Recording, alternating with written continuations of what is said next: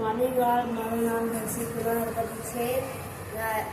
મેં 8મા ધોરણમાં ભણું. મારું શાળાનું નામ જીતેશ ખાડીવાડી છે અને આજનું મારું પ્રોજેક્ટનું નામ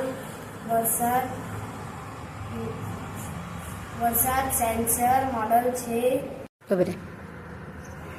વરસાદમાં બહાર નાખેલા કપડાં ભીંજાઈ જાય છે ત્યારે આ પ્રોજેક્ટથી કપડાં ઘરની અંદર ઓટોમેટિક લાવી શકાય. આ પ્રોજેક્ટ જરૂરત સામગ્રી છે: કાર્ડબોર્ડ, પૂઠું, ફેવિકોલ, બેટરી, રેઇન સેન્સર, લાકડીની સ્ટીક. સૌથી પહેલાં કાર્ડબોર્ડનું યુઝ કરશું. ઘર બનાવશું.